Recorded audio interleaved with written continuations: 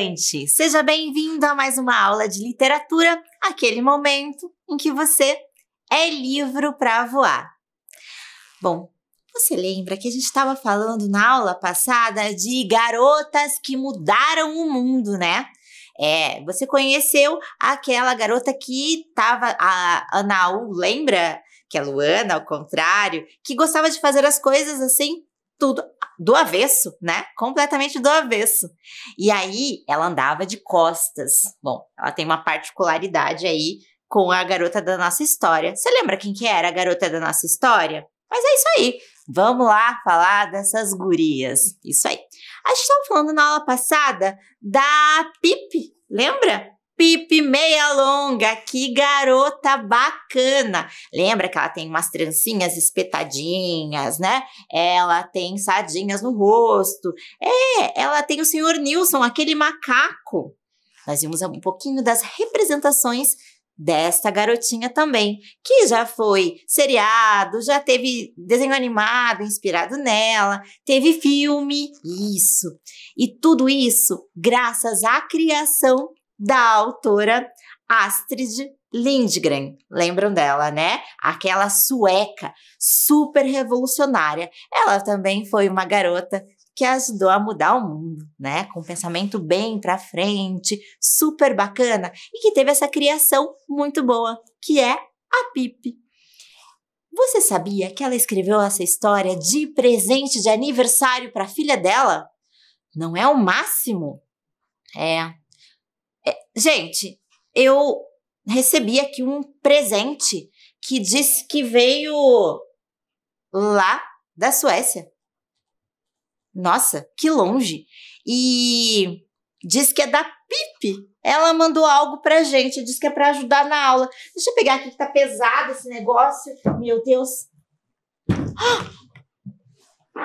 Que mala gigante! Já sei! É a mala em que fica o tesouro da Pipi. Nossa, realmente, ela conseguia carregar muitas moedas de ouro. Aliás, é por isso que essa garota consegue sobreviver numa boa, não é? Porque ela não tem pai nem mãe, lembra disso? A mãe morreu quando ela ainda era um bebezinho no berço chorando. E o pai tinha se perdido no mar. E ela dizia que ele agora era o rei dos canibais. E por isso ela é uma princesa canibal. Ah, essa garota é o máximo.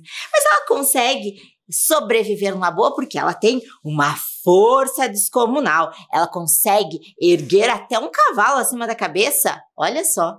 Além disso, ela é esperta, super inteligente e ela consegue se virar muito bem. Ela faz umas panquecas em casa e mistura de qualquer jeito, mas ela sempre consegue dar um jeito, né? E ela tem esta mala cheia de moedas de ouro. E é por isso que ela consegue fazer as compras, ela consegue fazer 1 milhão de coisas. Ela gosta de comprar guloseimas, sabia? E ainda ela faz um grande favor. Ela compra para quem não pode também. Além de tudo, é generosa essa menina. Gostei dela. Bom, as outras crianças também adoram a Pipi, é claro. E ela é toda diferente assim. Os adultos é que não gostam tanto, porque ela é um pouco esquisita. E lá onde ela mora, na Vila Vilecula, lembrou? Isso. Lá na Vila Vilecula, ela continua aprontando, recebe os seus amigos, o Tom e a Aninha, e eles se divertem um pouco. Eles conseguiram aprender muito com a Pipi, e assim como ela com eles. Mas a experiência da Pipi é da vivência que ela tem. Bom, eu sei que você está curioso, né, para saber. Esses são os tesouros, então. Mas eu tô desconfiada que ela não ia mandar um monte de moeda de ouro, não. Eu acho que ela mandaria outra coisa pra gente. E dos tesouros que ela tá mandando, ela mandou uma boneca de pano. Você conhece essa boneca? A Emília. Ah, isso aí. A Emília é também uma garota que mudou o mundo. E ela tá mandando junto aqui um livro, Memórias da Emília. Olha que interessante. Bom, isso com certeza porque ela se identificou com essa personagem aqui. Eu também já te falei da Emília, né? Já te falei sim. Falei de algumas garotas que mudaram o mundo e uma delas é a Emília. Sabe que ela tem muitas características em comum com a Pipi, apesar delas não terem se conhecido? Então, vamos apresentar, já que é um convite da Pipi pra gente conhecer uma garota parecida com ela. Então, conheça aí um pouquinho da Emília. Oi, pessoal! Eu fiquei sabendo que vocês falaram de mim aí nessa aula de vocês, esse negócio de literatura aí, essa aula que vocês ficam falando dos escrevedores de história, e falaram de mim, essa tal dessa professora Alessandra, ficou falando, e nem me deu a chance de me apresentar, é por isso que eu tô aqui, eu vou mostrar pra você um pouquinho da minha história. Emília resolve escrever suas memórias. As dificuldades do começo. Tanto Emília falava em minhas memórias que uma vez Dona Benta perguntou: mas, afinal de contas, bobinha, que é que você entende por memórias? Memórias são a história da vida da gente, com tudo que acontece desde o dia do nascimento até o dia da morte. Nesse caso, uma pessoa só pode escrever memórias depois que morre. E espere, o escrevedor de memórias vai escrevendo até sentir que o dia da morte vem vindo.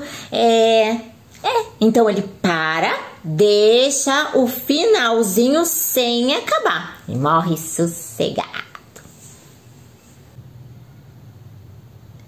E as suas memórias? Vão ser assim? Não, porque não pretendo morrer. Vou fingir que morro só. As últimas palavras têm de ser essas. Então morri, com reticências. Daí eu pisco o olho e vou para trás do armário, que é para narizinho pensar que eu morri mesmo. Mas é fake. Vai ser a única mentira das minhas memórias. Todo o resto é verdade pura, da dura. Ali, na batata, como diz o Pedrinho. Dona Benta sorriu. Verdade pura. Nada mais difícil do que a verdade, Emília. Bem sei que tudo na vida não passa de mentiras e sei também que é nas memórias que os homens mentem mais. Quem escreve memórias arruma as coisas do jeito que o leitor fique fazendo uma alta ideia do escrevedor. Mas para isso ele não pode dizer a verdade, porque senão o leitor fica vendo que era um homem igual aos outros. Logo, tem de mentir com muita manha para dar ideia de que está falando a verdade pura. Dona Benta espantou-se de que uma simples bonequinha de pano andasse com ideias tão filosóficas. Acho graça nisso de você falar em verdade e mentira, como se realmente soubesse o que é uma coisa e outra. Pois eu sei. Verdade é uma espécie de mentira bem empregada, daquelas que ninguém desconfia. Só isso. Dona Benta calou-se a refletir naquela definição. E Emília, no maior assanhamento, correu em busca do Visconde de Sabugosa. Como não gostasse de escrever com sua mãozinha, queria escrever com a mão do Visconde. Visconde, venha ser meu secretário. Veja papel, pena e tinta. Vou começar as minhas memórias. O sabuguinho científico sorriu. Memórias. Pois então, uma criatura que viveu tão pouco já tem coisas para contar no livro de memórias? Isso é para gente velha, já perto do fim da vida.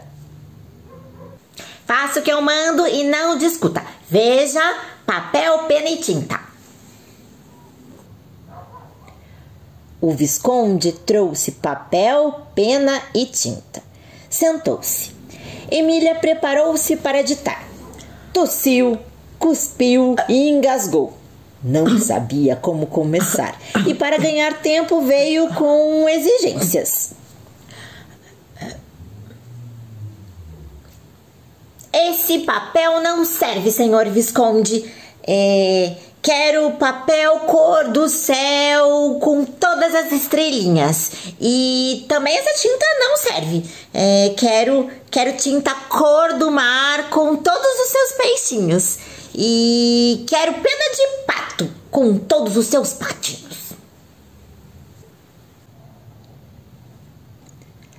O Visconde ergueu os olhos para o teto, resignado. Depois falou. Fez-lhe ver que tais exigências eram absurdas. Que ali no sítio de Dona Benta não havia patos, nem o tal papel, nem a tal tinta. Então não escrevo. Sua alma, sua palma.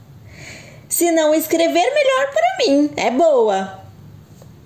Emília, afinal, concordou em escrever as memórias naquele papel da casa, com pena comum e tinta de Dona Benta.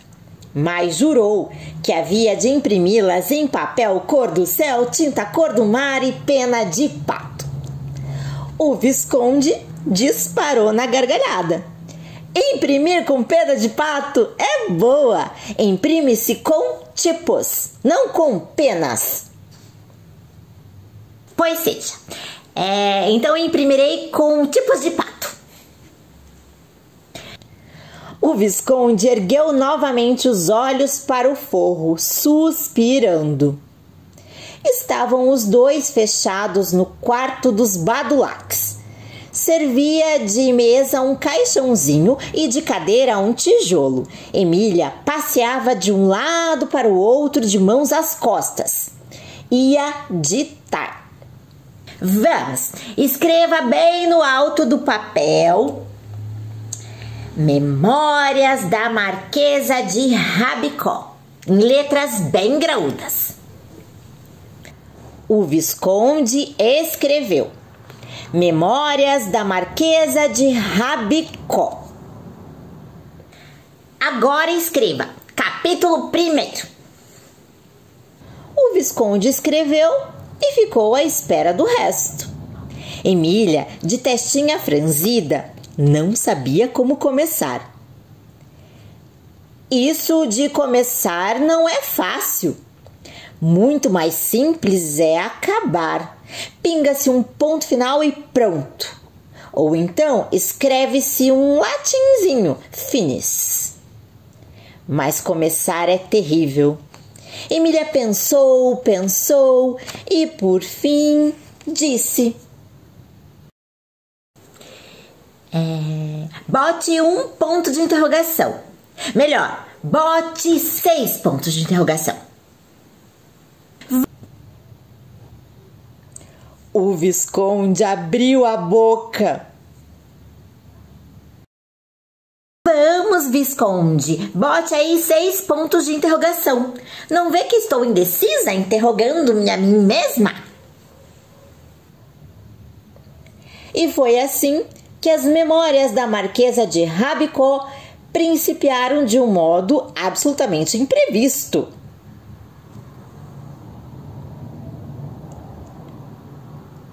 Emília contou os pontos e achou 7.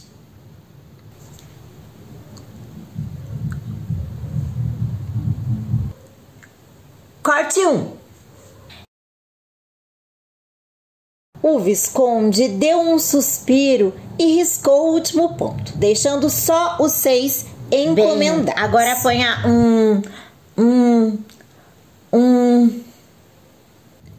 O Visconde escreveu 3 uns, assim, 1. Emília danou. Pedacinho de asno, não mandei por nada. Eu ainda estava pensando.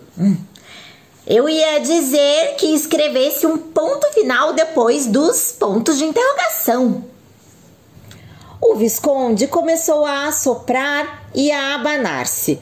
Por fim, disse: sabe que mais, Emília? O melhor é você ficar sozinha aqui até resolver definitivamente o que quer que eu escreva. Quando tiver assentado, então me chame. Do contrário, a coisa não vai. É que o começo é difícil, Visconde. Há tantos caminhos que eu não sei qual escolher. Posso começar de 1000 modos. Sua ideia, qual é?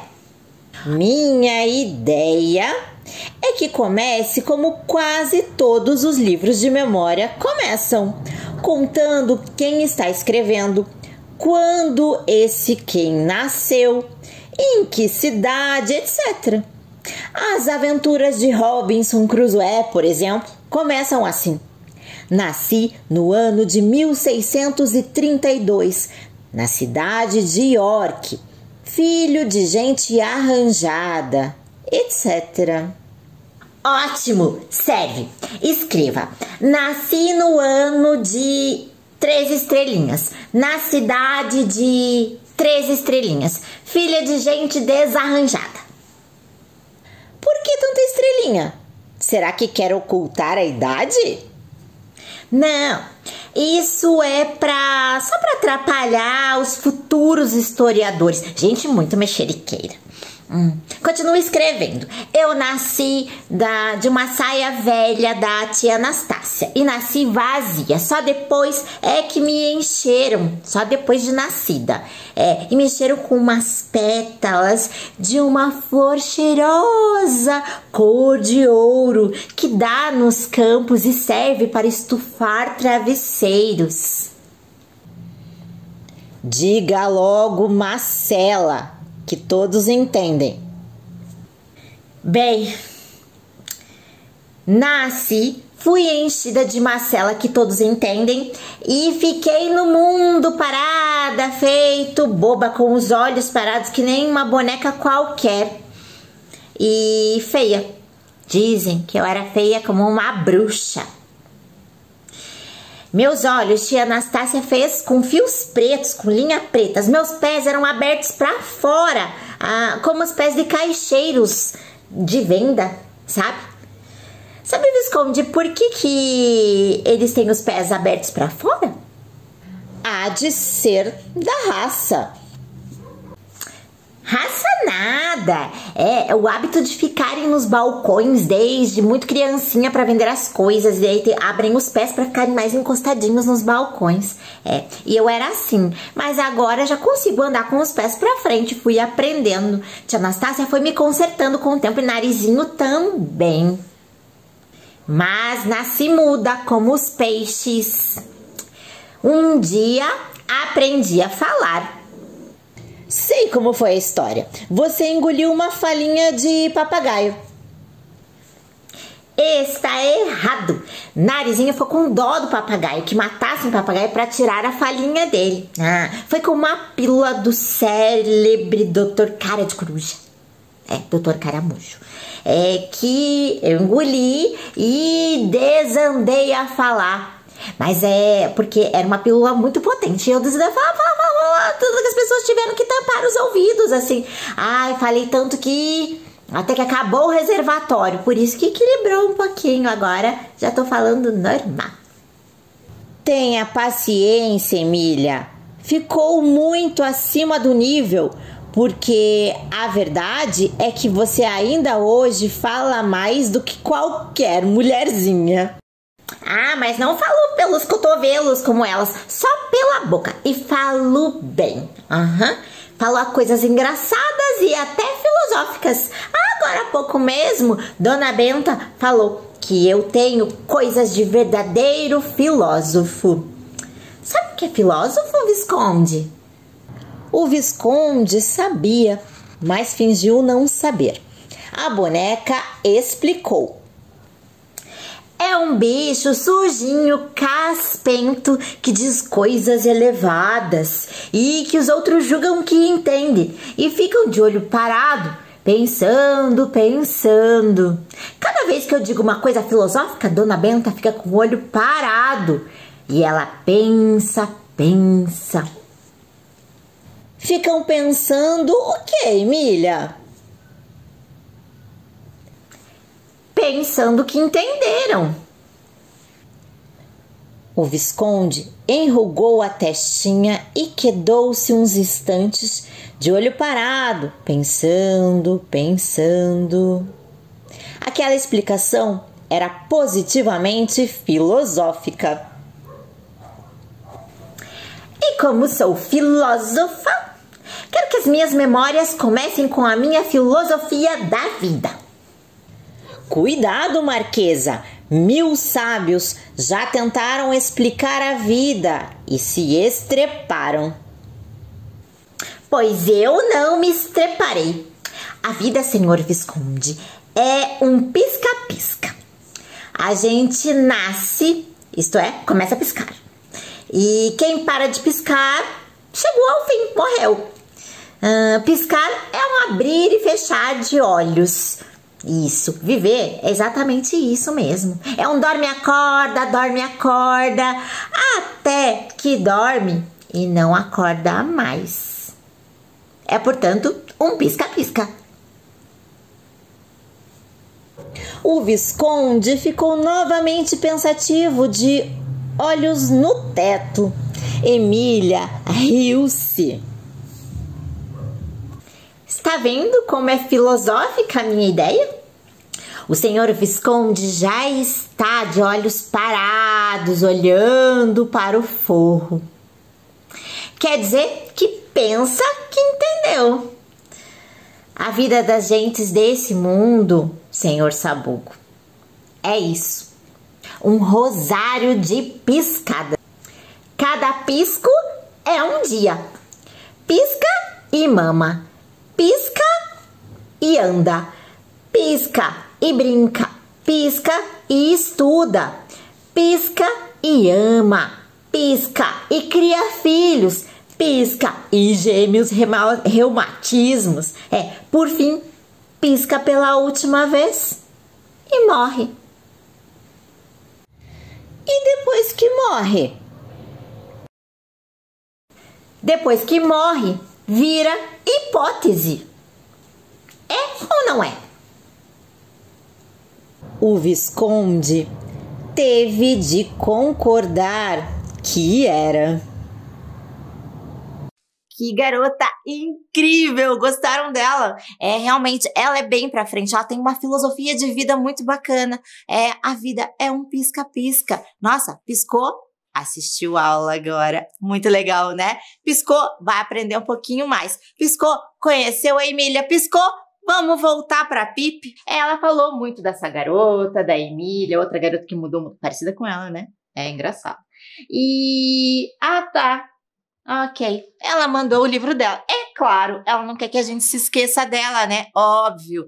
Bom, então, Pipi a bordo, você já conheceu um pouquinho. Na semana passada, você ouviu o capítulo Pipi ainda mora na Vila Vilecula. Lembrou? Isso, ela foi lá, ela continua morando naquela casa e tudo mais. Tem uma coisa bem legal que aconteceu lá com a Pipi também. Sabia que enquanto ela estava andando de costas, um dia bem feliz, andando de costas, e os amiguinhos perguntaram para ela por que ela estava andando de costas. E ela disse, por acaso a gente não vive num país livre? A gente não pode fazer o que quer? Então eu vou andar de costas. E é isso, essa liberdade que ela tem, muito bacana. Assim como a Emília, que quer falar as coisas do jeito dela, né? Ok, vamos conhecer mais um pouquinho as histórias da Pipi Meia Longa, que nesse aqui é no Pipi a Bordo. São em capítulos que tem uns episódios, as aventuras dela, tá? A gente pode conhecê-los todos isoladamente, sem problemas, Então a gente vai ouvir mais um pouquinho e eu te convido a conhecer o restante dessa história lendo este livro, tá? Mas vamos ver o capítulo 3, em que Pipi escreve uma carta e vai à escola, mas só um pouquinho. Como será que é isso de só um pouquinho? Então, vamos lá. Hoje, Aninha e eu escrevemos uma carta para nossa avó, disse Tom. É mesmo? Respondeu Pipi e continuou a remexer o conteúdo de uma panela com o cabo do guarda-chuva. Meu jantar vai ficar gostoso, disse aproximando o nariz da panela para sentir o cheiro. Deixar ferver durante 1 hora, mexendo sempre e servir imediatamente sem gengibre. O que você estava me contando? Que você escreveu para sua avó? É, disse Tom, sentado na caixa de lenha de Pipi e balançando as pernas. E não demora, a gente recebe uma resposta dela, tenho certeza. Eu nunca recebo cartas, queixou-se Pipi. É, mas você nunca escreve para ninguém, disse Aninha. Se a gente não escreve para ninguém, ninguém escreve para a gente. E tudo isso porque você é teimosa e não quer a escola, disse Tom. Porque se você não for à escola, nunca vai aprender a escrever. Eu sei escrever, disse Pipi. Sei escrever um monte de letras. O Fridolfo, que era um marinheiro do navio do meu pai, me ensinou muitas letras. E quando me falta alguma letra, sempre posso usar um algarismo. É sim, eu sei escrever muito bem. Só que não sei sobre o que vou escrever. O que você costuma escrever numa carta? Bem, respondeu Tom. Primeiro pergunto à vovó se ela vai bem. Depois falo como eu estou. Depois, em geral, escrevo alguma coisa sobre o tempo e as coisas assim. Hoje também contei que tinha matado um rato enorme que apareceu lá no porão de casa. Pipi continuou mexendo o conteúdo da sua panela enquanto pensava. É uma tristeza não receber cartas. Todas as outras crianças recebem cartas. Essa situação tem que mudar. E como eu não tenho avó para quem escrever, a única saída vai ser mandar cartas para mim mesma. Aliás, vou fazer isso agora mesmo. Pipi abriu a porta do forno e olhou lá dentro. Se estou bem lembrada, aqui deve haver um lápis. De fato, havia um lápis lá dentro. Pipi pegou o lápis, depois rasgou ao meio um grande saco de papel branco e sentou-se à mesa da cozinha com um ar muito preocupado. Sua testa se franziu em rugas profundas. Não me atrapalhem, que estou pensando, disse. Tom e Aninha resolveram brincar um pouco com o Sr. Nilson enquanto esperavam. Revezavam-se, tirando a roupinha dele, depois vestindo outra vez. Aninha também tentou deitá-lo na caminha verde de bonecas, onde ele costumava dormir. Queria brincar de enfermeira. Tom seria um médico e o Sr. Nilson uma criança doente. Só que o Sr. Nilson não queria ficar deitado quietinho. Ele sempre descia da cama e se pendurava pelo rabo no lustre da cozinha. Pipi ergueu os olhos de seu papel. Sr. Nilson, pare com isso, ralhou. Nunca vi uma criança doente pendurada num lustre pelo rabo. Tom e Aninha acabaram desistindo de brincar com o Sr. Nilson e foram fazer festinha no cavalo. Pipi escreveu durante muito tempo. No fim, a carta ficou pronta. Como não tinha envelope, Tom foi buscar um na casa deles. E aí, o que você acha que vai ter nessa carta e como é que a Pipi vai para a escola? Você vai descobrir lendo um pouquinho mais. Mas, peraí, tem mais coisa aqui na mala da Pipi. Chegando com novidade para nossa próxima aula. Vamos descobrir... Opa! Ela quer apresentar uma outra garota que muda o mundo. A Clarice Bean. Olha que legal! E você vai conhecer na próxima aula essa outra garota. Muito bacana. Continue acompanhando as aulas e participando também. Aliás, você tem fome de quê? Lembrando, eu tenho a participação aqui do Arthur, que está dizendo que a história que ele gosta é a de Anaconda. Então fica aí essa super dica de leitura também. E a gente se encontra na próxima aula com a Clarice Bean. Até lá!